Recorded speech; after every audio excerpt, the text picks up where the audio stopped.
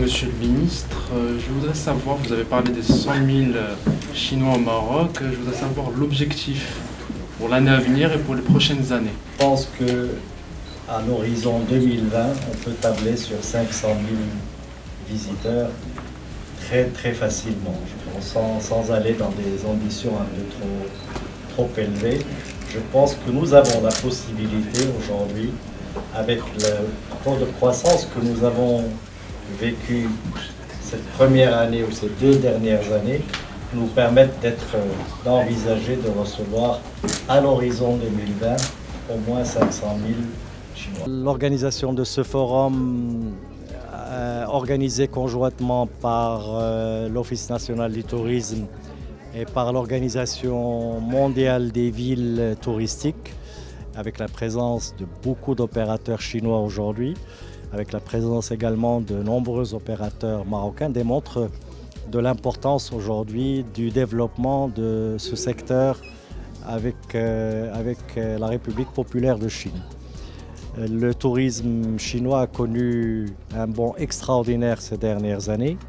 Au Maroc, il a été particulièrement fulgurant après la décision d'annuler le visa pour les ressortissants chinois. Si on parle de tourisme, cela signifie que c'est une coopération entre les deux pays. Ce sont des contacts directs entre les deux populations. Bien sûr, on peut avoir le tourisme chinois au Maroc, mais aussi on peut avoir le tourisme marocain en Chine. Moi, aujourd'hui, avec ce forum-là, c'est plutôt le forum du tourisme chinois au Maroc. Ces dernières années, cette coopération-là, la coopération dans ce domaine a connu un développement sans précédent. Mais je dois dire qu'il y a encore des défis que tout le monde doit répondre.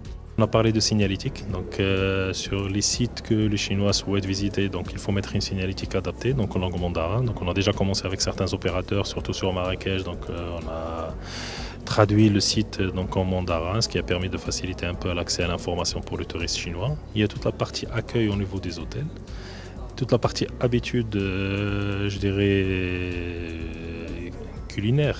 Parce que le touriste chinois, c'est un touriste qui se lève très tôt, donc il souhaite avoir le petit déjeuner de bonne heure, à partir de 6 h du matin. Et c'est quelqu'un qui souhaite manger le dîner donc à partir de 18 h.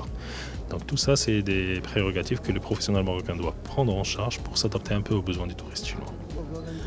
Alors, pour le moment, le marché est bien développé. On pense qu'au futur, ça va encore bien développer.